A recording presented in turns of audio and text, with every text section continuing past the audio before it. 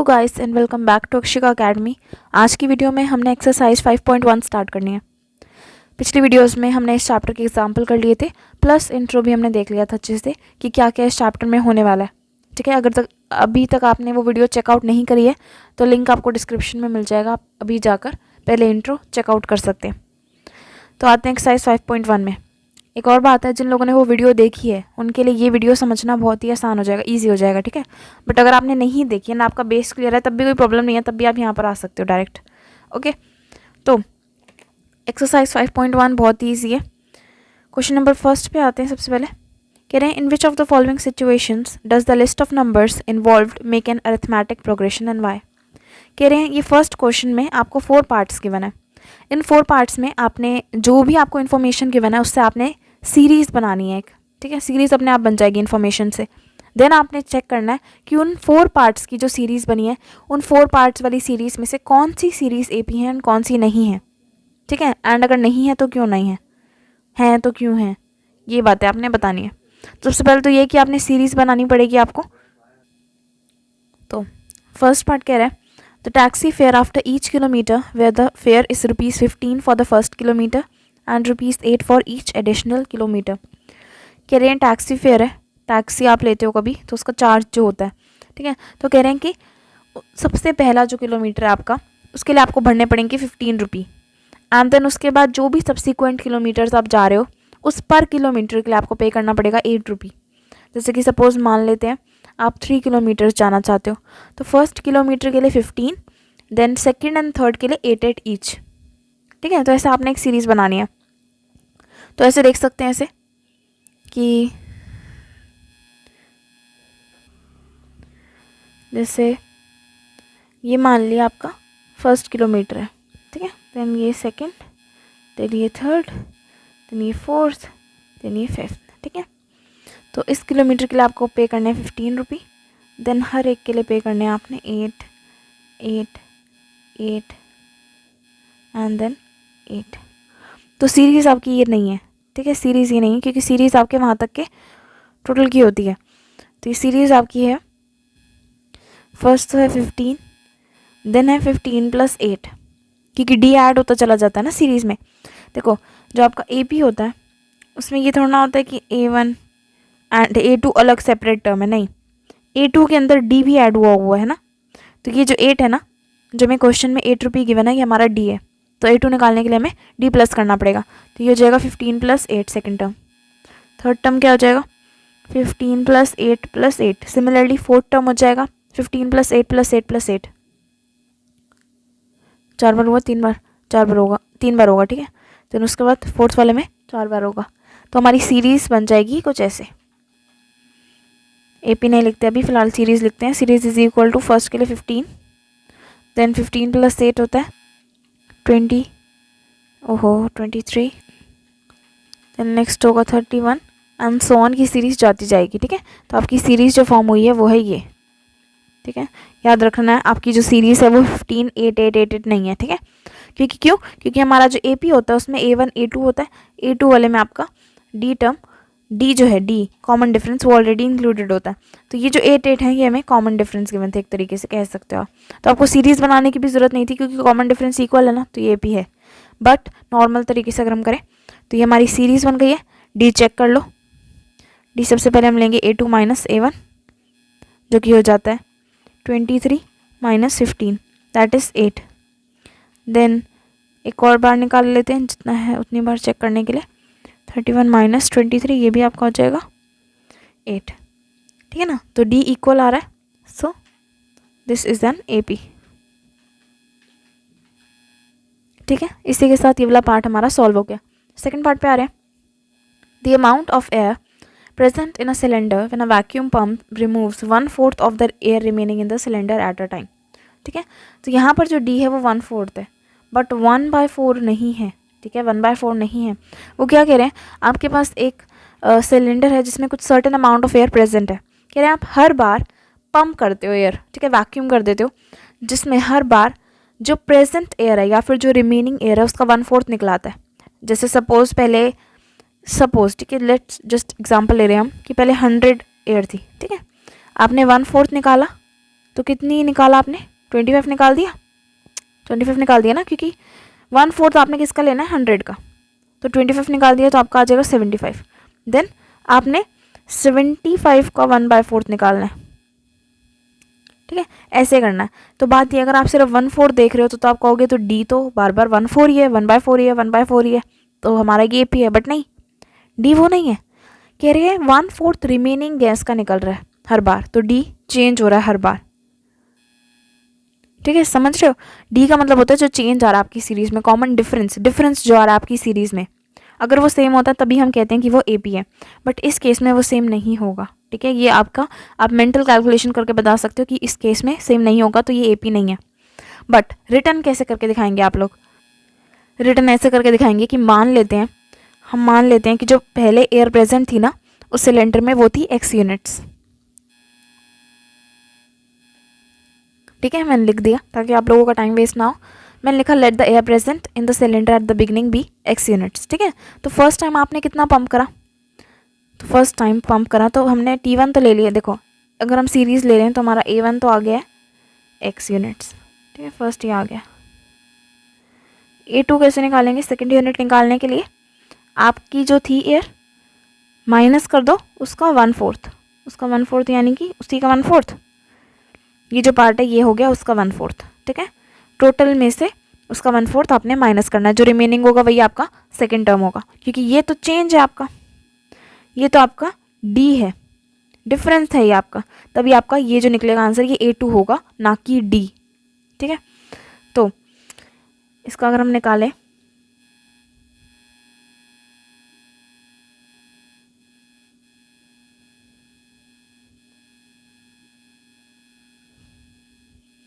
ये आपका आंसर आ जाएगा 3x/4, ये आ गया रिमेनिंग, और यही आपका A2, याद रखना, ठीक है। हम A2 ही फाइंड कर रहे हैं, A1 हो गया, A2 हो गया, A3 पे आते हैं, क्योंकि सीरीज़ के लिए आपके पास कम से कम 2-3 टर्म तो होने ही चाहिए ना, तभी आप पता लगा पाओगे कि वो सीरीज़ AP है या नहीं है। A3 के लिए क्या करोगे, A3 के लिए उन्होंने कहा था हमने पंप करा पहले टाइम, उसकी 1/4 हमने बाहर निकाल ली, ठीक है। फिर जो बची हुई अभी सिलेंडर में पहला 1/4 बाहर निकलने के बाद उसमें से हमने दोबारा उसकी 1/4 निकाली, ठीक है। पहले वाले की 1/4 नहीं काटनी आपने, रिमेनिंग वाले की 1/4 काटनी है।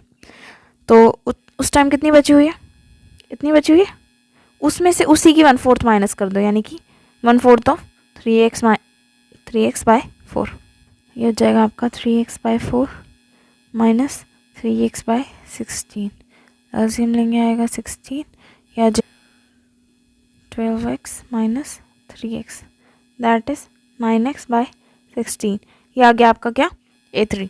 याद रखना आप लोगों ने कि A3 आ गया, ठीक है, क्योंकि उसमें से आपने D माइनस करा, डिफरेंस माइनस करा है। तो अब नेक्स्ट क्या करना है, हमने A4 भी निकाल लेते हैं।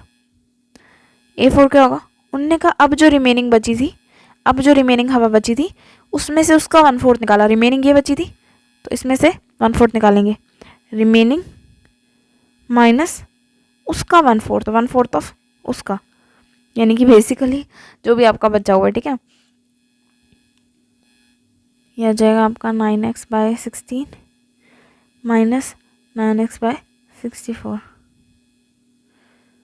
36x माइनस 9x/64,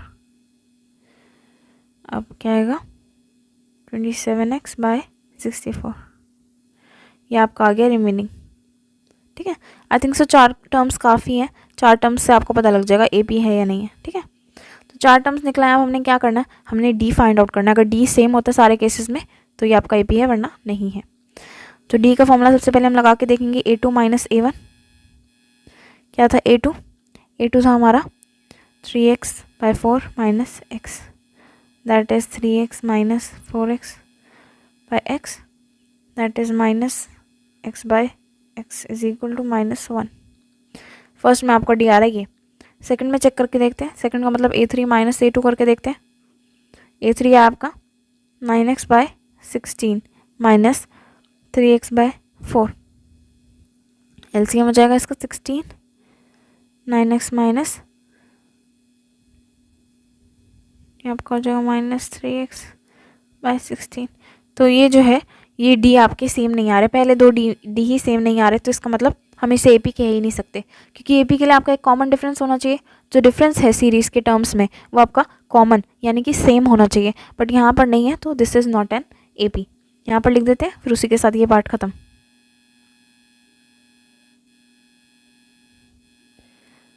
अब आते हैं पार्ट नंबर 3 पे।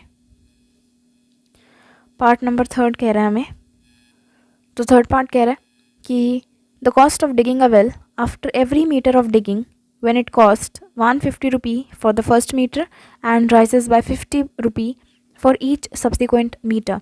कह रहे हैं आप एक वेल डिग कर रहे हो एंड फर्स्ट मीटर जो आपने डिग करा है उसकी कॉस्ट है 150 एंड उसके बाद आप जितना भी डिग करा रहे हो ना उसमें 50 रुपी ऐड होता जाएगा, ठीक है। जैसे आपने 3 मीटर डिग कराया सपोज, ठीक है, तो फर्स्ट मीटर के लिए आपको भरना पड़ा 150, नेक्स्ट के लिए भरना पड़ा 150 प्लस 50 एंड देन उसके नेक्स्ट के लिए बनना पड़ा 150 प्लस 50 प्लस 50।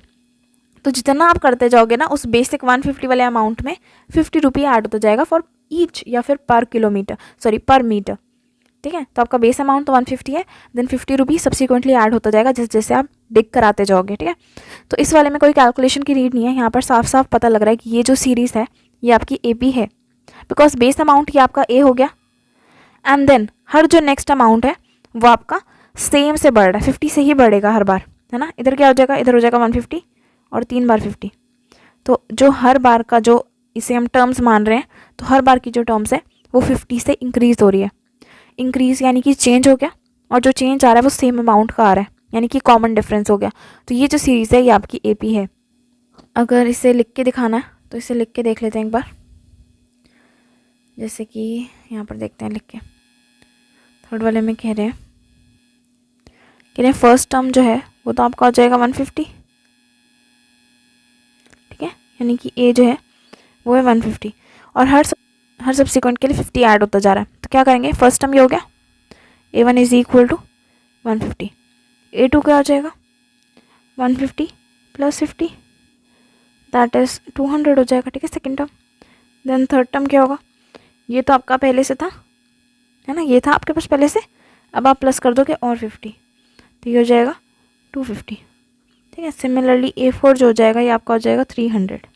4 टर्म्स हमें मिल गए हैं, डी निकाल के चेक कर सकते हैं हम। डी अगर मैं निकालूँ, डी फर्स्ट मेरा निकलेगा A2 minus A1 that is 200 minus 150 जो कि आपका हो जाएगा 50, ठीक है, डी आया 50। एक और बार डी निकाल के देखेंगे, that is 250 minus 200 50 rupee. Then एक और बार, क्योंकि हमने जितने निकाले हैं उतनी बार चेक करना ठीक रहता है।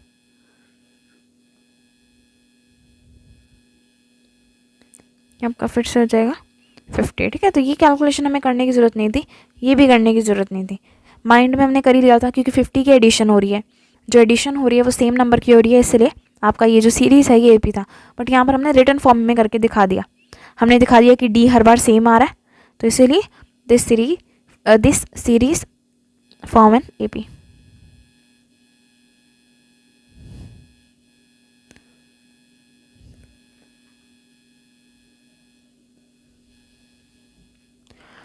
ठीक है, अब आते हैं फोर्थ पार्ट पे।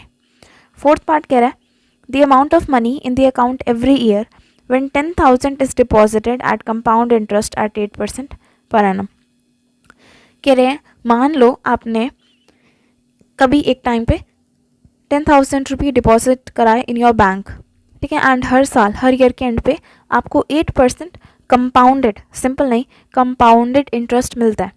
तो इसका मतलब आपको इंटरेस्ट मिल रहा है, तो हर साल आपके अकाउंट के जो बैलेंस है उसमें एडिशन होगी कुछ ना कुछ, है ना, एंड हर साल जो एडिशन होगी वो डिफरेंट होगी, क्योंकि कंपाउंडेड इंटरेस्ट है।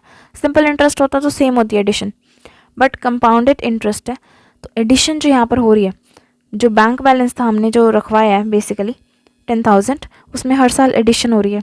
तो एक तरीके से वही हम कहेंगे कि डी है, बट जो हर साल जो आपकी एडिशन हो रही है वो डिफरेंट अमाउंट के साथ होगी, तो इसका मतलब आपका डी डिफरेंट होगा हर बार, तो ये जो सीरीज आपकी फॉर्म होगी वो ए पी नहीं होएगी। अगर आपने इसे लिख के देखना तो लिख के एक बार कोशिश करते हैं। देखो ये आ गया हमारा फोर्थ पार्ट। फोर्थ पार्ट में कह रहे हैं कि आपने रखवाया 10,000 रुपी, यानी कि हमारा फर्स्ट टर्म, यानी कि ए बोल लो या A1 बोल लो, ये है आपका 10,000, ठीक है। अब हर साल एडिशन हो रही है of compound interest 8%, compound interest जो है वो है आपका 8%, ठीक है। तो इसके बाद जो टर्म होगा वो आपका सेकेंड टर्म ही होगा, ठीक है। यानी कि हमारे फर्स्ट ईयर के एंड पे 10,000 तो पड़ेंगे आपके बैंक में, प्लस 8% की एडिशन कर दो। कितने की 8% की? जो आपने रखा हुआ उसी के 8% की है ना।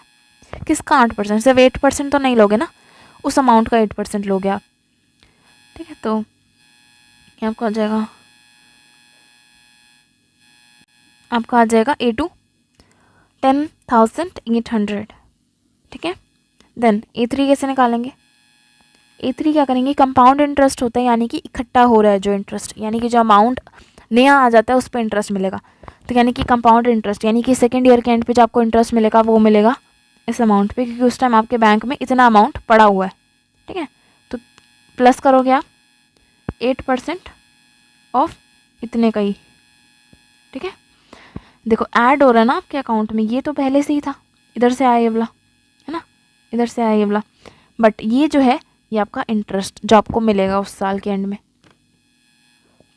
तो कितना हो जाएगा ये 10800 प्लस आपका हो जाएगा 864, दैट इज 11664। आपका ये आ रहा है थर्ड, मतलब सेकेंड ईयर के एंड में, या समझ लो थर्ड ईयर में, जो भी बोलना चाहो।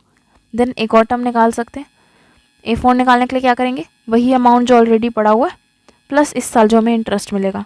इस साल हमें इंटरेस्ट कितना मिलेगा, उसी अमाउंट पे मिलेगा जो हमारे बैंक में ऑलरेडी पड़ा हुआ है, ठीक है। तो ये आपका हो जाएगा 11664 प्लस 9333.12। ये इस बार जो कैलकुलेशन है वो पॉइंट में जा रही है, कैलकुलेशन में शो नहीं कर रही बिकॉज अब आप लोग 10th के बच्चे हो। आई होप कि कैलकुलेशन तो मुझे शो करने की ज़रूरत नहीं है ना, इतना तो हम लोग कर ही सकते हैं। मैंने यहाँ पर मेथड आपको बताना है कि किस तरीके से आपने क्वेश्चन सॉल्व करना है, ना कि आपको रटाना है, ठीक है। तो कैलकुलेशन साथ साथ करते रहो। अब इसी के साथ साथ आपकी एक लिस्ट फॉर्म हो गई होगी, एक सीरीज़ फॉर्म हो गई है। अब हम क्या कर सकते हैं सीरीज़ को चेक करने के लिए कि क्या ये AP है या नहीं, हमें पहले से पता ही नहीं है, ठीक है। मेंटली कैसे कैलकुलेट करना मैंने आपको बता दिया कि मेंटली जब आप सोचोगे ये आपकी सीरीज़ नहीं है, बट प्रैक्टिकली रिटर्न कैसे दिखाना होता है हमें, हम D फाइंड आउट करेंगे। अगर हमारा D सेम आएगा तो है सीरीज़, और अगर नहीं आएगा तो नहीं है सेम। तो D फाइंड आउट करने के लिए फर्स्ट हमारा रह सकता है A2 माइनस A1। A2 कितना, A2 आपका है 10800 माइनस 10,000, तो यानी कि D आपका आ रहा है 800। सिमिलरली D हम निकाल सकते हैं A3 माइनस A2 से। A3 कितना था आपका 11664 माइनस 10800, ठीक है। आंसर आएगा 864। देन एक और बार D निकाल सकते हैं A4 माइनस A3 करके, यानी कि 12597.12 माइनस 11664 933.12, यह आ जाएगा आपका डिफरेंस। अब देखो D जो है ये हर बार सेम नहीं निकला है, हर बार इक्वल नहीं निकला है, तो हम कह सकते हैं this does not form an AP, ठीक है।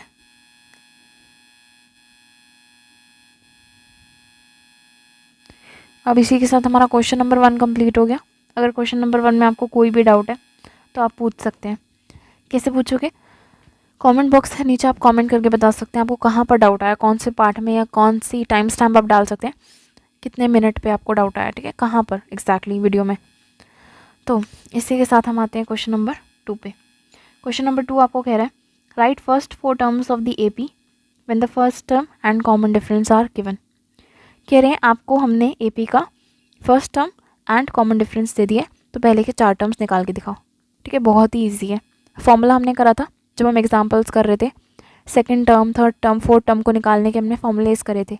बेसिकली मैंने आपको 2 फॉर्मूलेस बताए थे, फॉर्मूलेस भी नहीं है, वो जनरल लॉजिकल थिंग्स हैं, ठीक है। उनमें से आप कोई भी अप्लाई करके फर्स्ट 4 टर्म्स निकाल सकते हो। तो जल्दी स्टार्ट करते हैं हम लोग क्वेश्चन, ठीक है। फर्स्ट पार्ट देखते हैं क्वेश्चन नंबर 2 का। फर्स्ट पार्ट में आपको A कह रहे हैं 10 है एंड D कह रहे हैं 10 है, ठीक है। तो A1 यानी कि A जो है ये आपको गिवन है 10। A2 निकालने का क्या फॉर्मूला होता है, A2 का होता है A प्लस D, ठीक है। तो A प्लस D यानी कि 10 प्लस 10, A2 आपका आ गया 20। A3 का आप कोई भी फॉर्मूला लगा सकते हो, A2 प्लस D कर सकते हो, या फिर a+2d कर सकते हो, कोई भी ट्राई कर सकते हो। अगर इससे करूँ मैं a2 + d से, तो a2 मेरा आ गया 20 + d मेरा है 10, तो आ रहा है 30। अगर मैं इस वाले से करके दिखाऊँ तो a मेरा है 10 और 2 × d, ये हो जाएगा 10 + 20 दैट इज़ ऑल्सो 30। ठीक है, तो किसी भी तरीके से आप कर सकते हो। a4 ले लेते हैं, a3 + d सपोज, तो a3 हमारा कितना है 30 + d कितना है 10, 40। ठीक है, 4 टर्म्स निकालने को बोलते हैं, हमने निकाल दिए। 4 टर्म्स तो नहीं निकाले हमने, पहला तो हमें गिवन ही था, बाकी के 3 हमने निकाल लिए, फर्स्ट 4 टर्म्स बोले थे उन्होंने। ठीक है, तो यहाँ पर मैंने 2 फॉर्मूलेस दोबारा से बता दिए, वैसे मैंने अपनी एग्जाम्पल वाली वीडियो में बताए थे, बट यहाँ मैंने दोबारा अप्लाई करके दिखा दिया कि सेम आंसर आएगा। आप चाहो तो कोई भी फॉलो कर सकते हो। जल्दी से आते हैं सेकंड पार्ट पे। सेकंड पार्ट में कह रहे हैं कि जो a है वो है -2 एंड d है 0। अब मैंने आपको यहाँ पर एक लाइन मुझे याद आई, मैंने आपको बताया था कि आपका जो d है वो पॉजिटिव हो सकता है, नेगेटिव हो सकता है एंड 0 भी हो सकता है। ठीक है, तो यहाँ पर हमारा जो d है वो 0 है। a = -2 एंड d = 0, तो a = a1 = हमें गिवन है -2, a2 का फॉर्मूला होता है a + d, a2 का एक ही होता है। ठीक है, a + d, देन -2 + 0 जो कि आपका आएगा -2। a3 = a2 + d, a2 है -0, या है 0, तो -2। a4 = a3 + d = -2 + 0 = -2। अब जिस सीरीज़ में आपका d 0 होता है वो सीरीज़ बिल्कुल सेम होगी, सारे टर्म्स सेम होंगे उसके। ठीक है, जो कि यहाँ पर हमारा निकला है, तो जितना हमें बोला था ढूंढने को वो हमने ढूंढ दिया। समझ आ गया? आई होप सबको क्लियर है। अब आते हैं थर्ड पार्ट पे। थर्ड पार्ट हमें कह रहा है कि a जो है वो है 4 एंड d जो है -3 है। सिमिलरली इसी पैटर्न से करेंगे।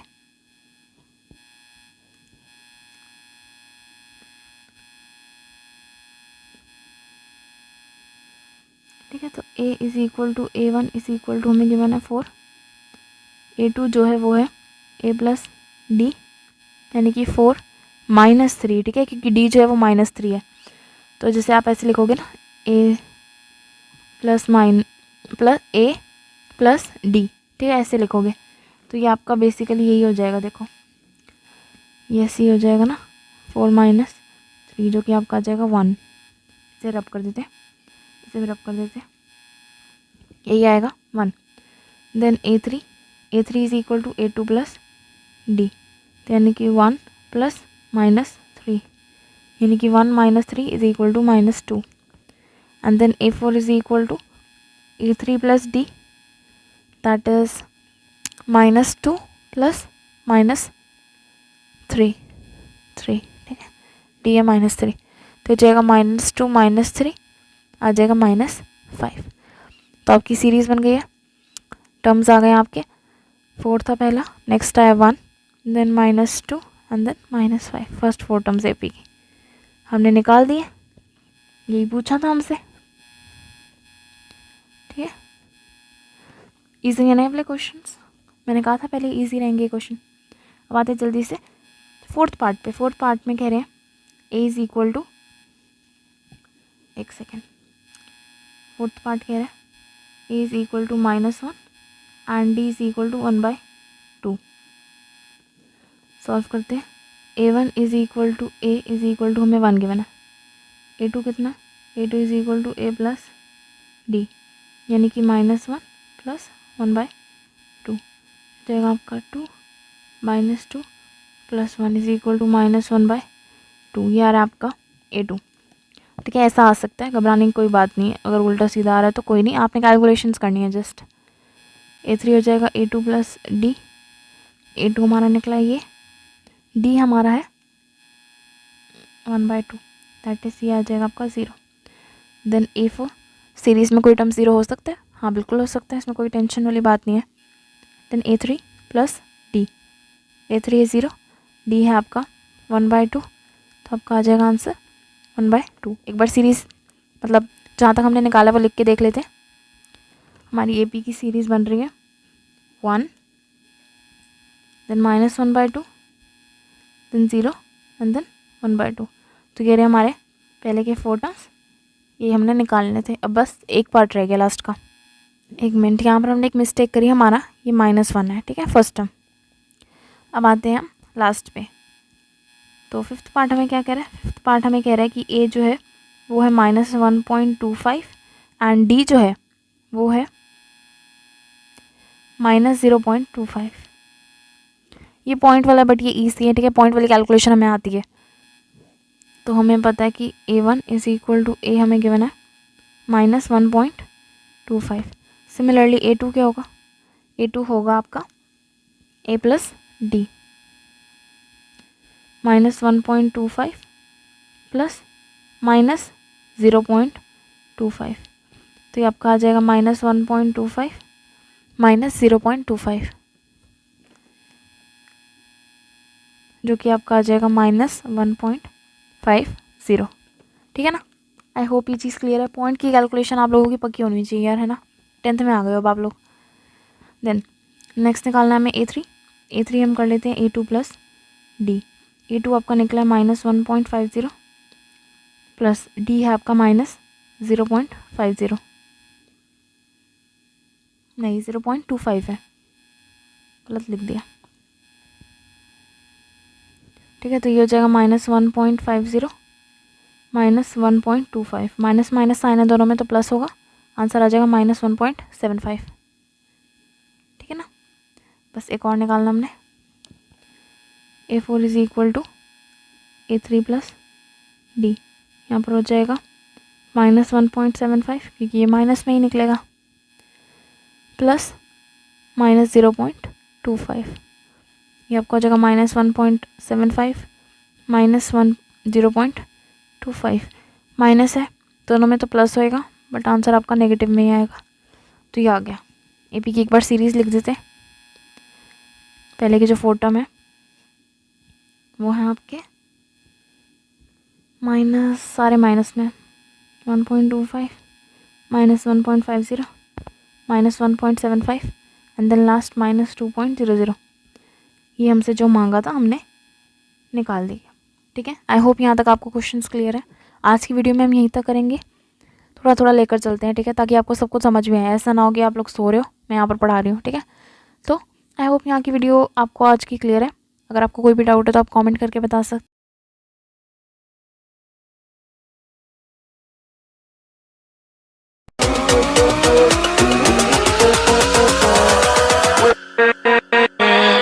With